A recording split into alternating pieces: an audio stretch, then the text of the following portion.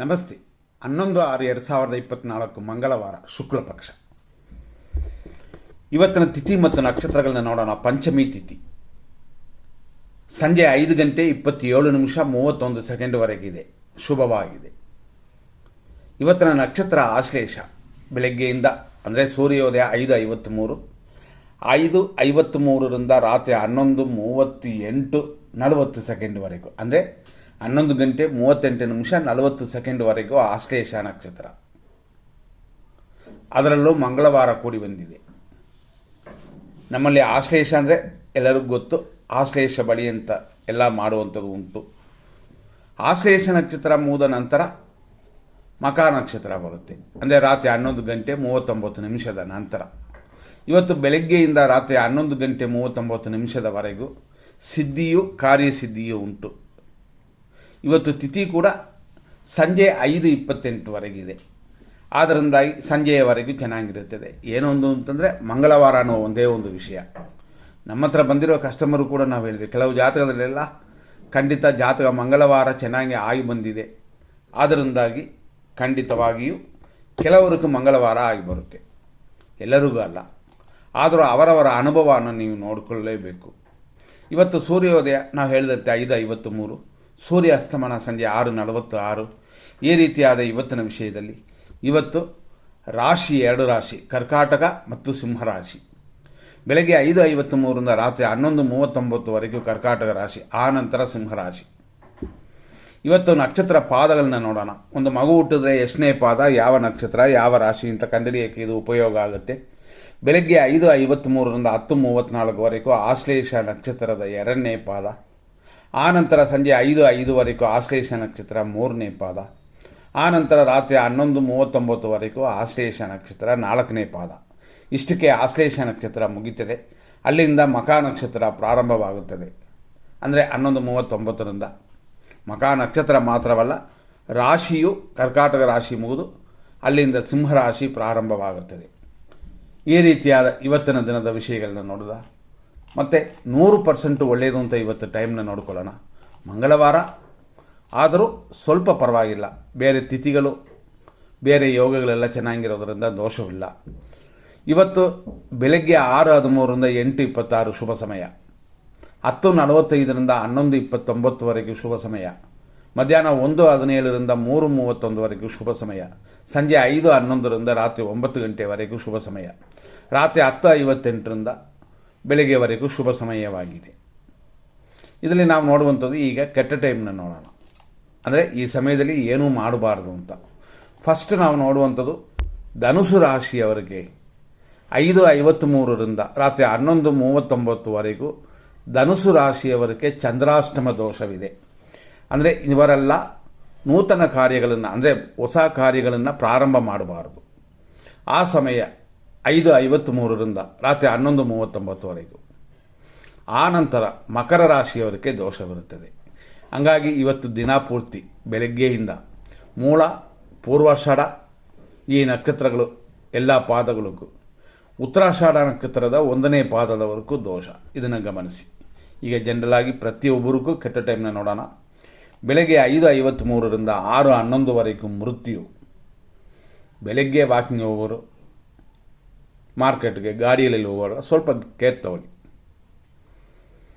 8:28ರಿಂದ 9:19 ದುರ್ಮುಹೂರ್ತ. ಒಳ್ಳೆಯ ಕಾರ್ಯಗಳನ್ನ ಈ ಸಮಯಗಳಲ್ಲಿ ಪ್ರಾರಂಭ ಮಾಡಬೇಡಿ. ಈ 9:19 ಮುಗಿಯೋ ಅಷ್ಟರಲ್ಲೇ ಇದರಲ್ಲಿ ಯಮಕಂಡ ಕಾಲವು ಸೇರಿಕೊಳ್ತದೆ. 9:06ದಿಂದ 10:43 ಯಮಕಂಡ ಕಾಲವಿದೆ.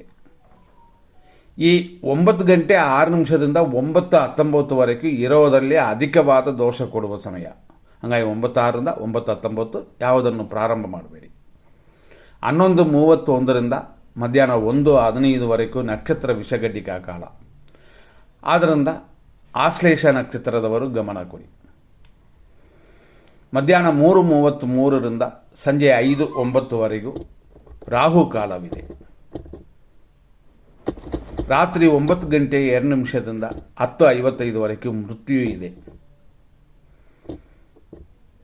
ಇದೇ ಸಮಯದಲ್ಲೇ, ಅಂದರೆ ಇನ್ನೂ ಮೃತ್ಯು ಮುಗಿದಿಲ್ಲ, ಅಷ್ಟರಲ್ಲೇ ರಾತ್ರಿ 9:33ರಿಂದ 10:56 ವಿಷಕಾಲವಿದೆ. ಆದ್ದರಿಂದ ಕೆಟ್ಟ ಟೈಮಲ್ಲಿ ರಾತ್ರಿ 9:33 ಮೇಲೆ 10:56ವರೆಗೂ ಅಧಿಕವಾದ ದೋಷವಾದ ಸಮಯ. ಎಚ್ಚರ. ಕೆಲವು ಸಮಯದಲ್ಲಿ ಇನ್ನೊಂದು ಮಗುವಿಗಾಗಿ ದಂಪತಿಗಳು ರೆಡಿ ಆಗೋದು ಈ ಸಮಯದಲ್ಲಿ ಬೇಡ. ಯಾವುದೋ ಒಂದು ಕಾರ್ಯಗಳಿಗೆ ರಾತ್ರಿ ಕೂತು ಎಲ್ಲ ತೀರ್ಮಾನ ಮಾಡೋದು ಅಂತಂದರೆ ಸುಮ್ಮನೆ ಮಾತಾಡ್ಕೊಳ್ಳಿ, ತೀರ್ಮಾನಕ್ಕೆ ಹೋಗಬೇಡಿ. ಈ ರೀತಿ ಇವತ್ತಿದೆ. ಇದೆಲ್ಲ ಬ್ಯಾಡ್ ಟೈಮು ಅಂತ ಇದನ್ನು ನೋಡಿ ನಿಮ್ಮ ಕಾರ್ಯಗಳನ್ನು ಮಾಡಿ. ಈಗ ಯಾವ ನಕ್ಷತ್ರಕ್ಕೆ ಹೆಂಗಿರುತ್ತೆ ಅಂತ ನಾವು ನೋಡೋಣ. ಅಶ್ವಿನಿ ನಕ್ಷತ್ರ ಮೇಷರಾಶಿಯವರಿಗೆ ಇವತ್ತು ಬೆಳಗ್ಗೆಯಿಂದ ರಾತ್ರಿವರೆಗೂ ಪರಮ ಮಿತ್ರತಾರೆಯಾಗಿ ಅನುಕೂಲಕರವಾಗಿದೆ. ಭರಣಿ ನಕ್ಷತ್ರಕ್ಕೆ ಇವತ್ತು ಮಿತ್ರತಾರೆ, ಆದ್ದರಿಂದ ಮಿತ್ರರಿಂದ ಸಹಾಯ ಉಂಟು. ಕೃತಿಕಾ ನಕ್ಷತ್ರ ಮೇಷರಾಶಿಯವರಿಗೆ ಟೆನ್ಷನ್ ಉಂಟು, ರೋಗ ಭಯವಿದೆ, ಶುಭ ದಿನವಾಗಿಲ್ಲ. ಕೃತಿಕಾ ನಕ್ಷತ್ರ ವೃಷಭ ರಾಶಿಯವರಿಗೆ ಟೆನ್ಷನ್, ಆದರೂ ಲಾಭಕ್ಕೂ ತೊಂದರೆ ಇಲ್ಲ. ರೋಹಿಣಿ ನಕ್ಷತ್ರ ವೃಷಭ ರಾಶಿಯವರಿಗೆ ಅನುಕೂಲವಿದೆ, ಲಾಭವೂ ಇದೆ. ಮೃಗಶೀರ್ಷ ನಕ್ಷತ್ರ ವೃಷಭ ರಾಶಿಯವರಿಗೆ ಪ್ರತ್ಯೇಕ್ತಾರೆ, ಶುಭವಲ್ಲ, ಆದ್ದರಿಂದ ಎಚ್ಚರವಾಗಿರಿ.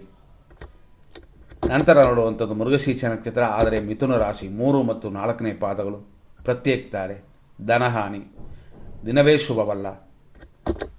ಆರ್ದ್ರ ನಕ್ಷತ್ರ ಮಿಥುನ ರಾಶಿ ಕ್ಷೇಮವು, ಆದರೆ ಧನಹಾನಿಯೂ ಉಂಟು, ಖರ್ಚಿನ ವಿಷಯದಲ್ಲಿ ಎಚ್ಚರ. ಪುನರ್ವಸು ನಕ್ಷತ್ರ ಮಿಥುನ ರಾಶಿ ವಿಪತ್ತಿದೆ, ಧನಹಾನಿಯೂ ಇದೆ, ಆದ್ದರಿಂದ ಗಾಡಿಯಲ್ಲಿ ಹುಷಾರು. ಮೆಟ್ಲತ್ತುವರು, ಬೇರೆ ಬೇರೆ ಕಾರ್ಯಗಳು ಮಾಡುವವರು, ಅಡುಗೆ ಕೆಲಸದಲ್ಲಿರೋರೆಲ್ಲ ಎಚ್ಚರ, ಬೆಂಕಿಯಲ್ಲಿ ಎಚ್ಚರ. ಪುನರ್ವಸು ನಕ್ಷತ್ರ ಕರ್ಕಾಟಕ ರಾಶಿ ವಿಪತ್ತು ಉಂಟು, ಶರೀರ ಸುಖವಿದೆ. ಅಂದರೆ ವಿಪತ್ತು ಅಂತ ಇದ್ದರೂ ಹುಷಾರಾಗಿದ್ದರೆ ಏನೂ ತೊಂದರೆಗಳಿಲ್ಲ. ಪುಷ್ಯ ನಕ್ಷತ್ರ ಕರ್ಕಾಟಕ ರಾಶಿ ಅನುಕೂಲವಿದೆ, ಸಂಪತ್ತಿದೆ, ಹೆಚ್ಚಿನ ವರಮಾನವಿದೆ, ಶರೀರ ಸುಖವಿದೆ, ಶುಭವಾಗಿದೆ. ಆಶ್ಲೇಷ ನಕ್ಷತ್ರ ಕರ್ಕಾಟಕ ರಾಶಿ ಜನ್ಮತಾರೆ, ಇದು ಶರೀರ ಸುಖವು ಉಂಟು. ಮಕಾ ನಕ್ಷತ್ರ ಸಿಂಹರಾಶಿ ಪರಮ ಮಿತ್ರತಾರೆ, ವ್ಯಯ, ಇಷ್ಟೆಲ್ಲ ಕೂಡಿ ಬಂದಿದೆ. ಹಾಗಾಗಿ ಮಿತ್ರರಿಂದ ಸಹಾಯ ಉಂಟು, ಅವರಿಂದ ಅನುಕೂಲಗಳಿರುತ್ತದೆ. ಯಾವತ್ತೋ ಮಾಡಿರುವಂಥದ್ದು ನೀವು ಇವತ್ತು ಸಿಗುತ್ತದೆ. ನಂತರ ಪುಬ್ಬ ನಕ್ಷತ್ರ ಸಿಂಹರಾಶಿ ಮಿತ್ರಧಾರೆ ಇದೆ, ಆದ್ದರಿಂದ ಮಿತ್ರರಿಂದ ಸಹಾಯ, ಎಲ್ಲರಲ್ಲೂ ಮಿತ್ರರಾಗಿರಿ. ನಂತರ ನೋಡುವಂಥದ್ದು ಉತ್ತರ ನಕ್ಷತ್ರ ಸಿಂಹರಾಶಿ 1ನೇ ಪಾದ, ಟೆನ್ಷನ್ ಇದೆ, ವ್ಯಯವಿದೆ, ಸ್ವಲ್ಪ ಶಾಂತವಾಗಿರೋದು ಉತ್ತಮ. ಇದೇ ಉತ್ತರ ನಕ್ಷತ್ರ ಕನ್ಯಾ ರಾಶಿ, ಅಂದರೆ 2, 3, 4ನೇ ಪಾದಗಳು ಟೆನ್ಷನ್ ಇದೆ, ಟೆನ್ಷನ್ ಬಿಟ್ಬಿಡಿ. ಹಸ್ತ ನಕ್ಷತ್ರ ಕನ್ಯಾ ರಾಶಿ ಅನುಕೂಲವಿದೆ, ಇಷ್ಟಾರ್ಥ ಸಿದ್ಧಿಯೂ ಕೂಡಿ ಬಂದಿದೆ. ಚಿತಾ ನಕ್ಷತ್ರ ಕನ್ಯಾ ರಾಶಿ ಪ್ರತ್ಯೇಕ್ತಾರೆ, ಹಾಗಾಗಿ ನೂತನ ಕಾರ್ಯಗಳನ್ನ ಮಾಡಬೇಕು ಅಂತಂದರೆ ಚಿತಾ ನಕ್ಷತ್ರ ಕನ್ಯಾ ರಾಶಿನವರು ಖಂಡಿತ ಗಮನ ಕೊಡಬೇಕು, ಆದರೆ ತಾನೇ ಬರುವಂಥದ್ದನ್ನು ಅನುಭವಿಸಬಹುದು.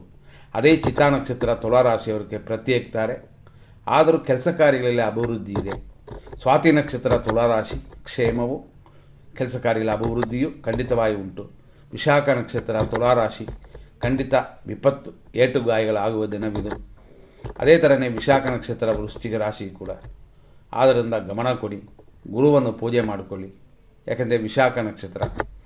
ಅನುರಾಧ ನಕ್ಷತ್ರ ವೃಶ್ಚಿಕ ರಾಶಿ ಇವತ್ತು ಸಂಪತ್ತಿದೆ, ಅಲ್ಪ ಸ್ವಲ್ಪ ತಡೆಗಳು ಉಂಟು, ಅದನ್ನೆಲ್ಲ ಕಿತ್ತಾಕ್ಬೋದು. ಜ್ಯೇಷ್ಠ ನಕ್ಷತ್ರ ವೃಶ್ಚಿಕ ರಾಶಿ ಜನ್ಮತಾರೆ, ಕಾರ್ಯ ತಡೆ, ಸ್ವಲ್ಪ ಪೂಜೆಗಳು ಪರಿಹಾರಗಳು ಮಾಡಿಕೊಳ್ಳಿ. ನಂತರ ನೋಡುವಂಥದ್ದು ಮೂಲ ನಕ್ಷತ್ರ ಧನುಸು ರಾಶಿ ಪರಮ ಮಿತ್ರ ತಾರೆಯಾಗಿದೆ, ಆದ್ದರಿಂದ ಶಾಂತದಿಂದ ಎಲ್ಲರನ್ನೂ ಮಿತ್ರರಾಗಿ ಮಾಡಿಕೊಳ್ಳಿ. ಪೂರ್ವಾಷಾಢ ನಕ್ಷತ್ರ ಧನುಸು ರಾಶಿ ಮಿತ್ರಧಾರೆ, ಆದರೆ ರೋಗ ವೃದ್ಧಿ ಉಂಟು, ಆರೋಗ್ಯದಲ್ಲಿ ಗಮನ. ಉತ್ತರಾಷಾಢ ನಕ್ಷತ್ರ ಧನುಸು ರಾಶಿ 1ನೇ ಪಾದ, ಟೆನ್ಷನ್, ರೋಗ, ಮಾತ್ರೆಗಳನ್ನು ಸರಿಯಾಗಿ ತಗೊಳ್ಳಿ. ಉತ್ತರಾಷಾಢ ನಕ್ಷತ್ರ ಮಕರ ರಾಶಿ ಟೆನ್ಷನ್ ಇದೆ, ಟೆನ್ಷನ್ನ ಬಿಟ್ಟುಬಿಡಿ, BP ಮಾತ್ರೆಗಳನ್ನ ಕರೆಕ್ಟಾಗಿ ತಗೊಳ್ಳಿ. ಇವತ್ತಿನ ದಿನ ಪ್ರಕಾರ ಈ ರೀತಿ ಇದೆ. ಅದರಲ್ಲೂ ಇವತ್ತು ಆಶ್ಲೇಷ ಪಾರಾಯಣ, ಅಂದರೆ ಆಶ್ಲೇಷ ಬಲಿ ಅಂತ ಮಂತ್ರ ಪಾರಾಯಣಗಳನ್ನು ಮಾಡ್ಕೋಬೋದು. ಆಶ್ಲೇಷ ನಕ್ಷತ್ರ ದೇವತೆಯನ್ನು ಪೂಜೆ ಮಾಡ್ಬೋದು. ಶ್ರವಣ ನಕ್ಷತ್ರ ಮಕರ ರಾಶಿ ಅನುಕೂಲ, ಸುಖ, ಅಭಿವೃದ್ಧಿಯೆಲ್ಲ ಉಂಟು. ಧನಿಷ್ಠ ನಕ್ಷತ್ರ ಮಕರ ರಾಶಿ ಪ್ರತ್ಯೇಕ್ತಾರೆ, ಆದರೂ ಸುಖ ಉಂಟು. ಧನಿಷ್ಠ ನಕ್ಷತ್ರ ಕುಂಭರಾಶಿ ಪ್ರತ್ಯೇಕ್ತಾರೆ, ನೂತನ ಕಾರ್ಯಗಳನ್ನು ಮಾಡೋಕ್ಕೆ ಹೋಗಬೇಡಿ. ಶತಭಿಷ ನಕ್ಷತ್ರ ಕುಂಭರಾಶಿ ಕ್ಷೇಮವು, ಶತ್ರುನಾಶ ಉಂಟು, ಅಂದರೆ ಶತ್ರು ಕಾಟವಿಲ್ಲ, ಆದ್ದರಿಂದ ಶುಭಕರವಾಗಿದೆ. ಪೂರ್ವ ಭಾದ್ರಪದ ನಕ್ಷತ್ರ ಕುಂಭರಾಶಿ ವಿಪತ್ತು ಉಂಟು, ಆದ್ದರಿಂದ ಎಚ್ಚರ. ಇದೇ ಪೂರ್ವಭಾದ್ರ ನಕ್ಷತ್ರ 4ನೇ ಪಾದ ಮೀನರಾಶಿ ವಿಪತ್ತಿದೆ, ಕಾರ್ಯವಿಘ್ನ ಇದೆ, ಆದ್ದರಿಂದ ಇವತ್ತು ಪೂರ್ವಭಾದ್ರ ನಕ್ಷತ್ರದವರೆಗೆ ಅನುಕೂಲವಿಲ್ಲ. ಖಂಡಿತ ಗುರುವನ್ನು ಧ್ಯಾನ ಮಾಡಿ ಗುರು ಪೂಜೆ ಮಾಡ್ಬೋದು, ದಕ್ಷಿಣಾಮೂರ್ತಿ ಪೂಜೆಯನ್ನು ಮಾಡ್ಬೋದು. ಉತ್ತರ ಭಾದ್ರಪದ ನಕ್ಷತ್ರ ಮೀನರಾಶಿ, ಸಂಪತ್ತು, ಹಾಗಾಗಿ ಹಣಕಾಸು ವರಮಾನ ಹೆಚ್ಚು ಮಾಡುವಂಥ ದಾರಿಯೆಲ್ಲ ನೀವು ಹುಡುಕಬಹುದು. ರೇವತಿ ನಕ್ಷತ್ರ ಮೀನರಾಶಿ, ಜನ್ಮತಾರೆ ತಲೆ ಸ್ನಾನ ಮಾಡಿ ನಿಮ್ಮ ನಕ್ಷತ್ರಕ್ಕೆ ಶಾಂತಿ ಮಾಡಿಕೊಳ್ಳಿ, ಪೂಜೆ ಮಾಡಿಕೊಳ್ಳಿ, ಪಾರಾಯಣಗಳು ಮಾಡ್ಬೋದು. ಸಾಧ್ಯವಾದಷ್ಟು ಎಲ್ಲ ಮಾಡಿ. ಖಂಡಿತವಾಗಿ ಕೆಲವು ದೋಷಗಳೆಲ್ಲ ದೂರವಾಗುತ್ತದೆ. ಮುಂದಿನ ಸಂಚಿಕೆಯಲ್ಲಿ ನೋಡೋಣ. ನಮಸ್ಕಾರ.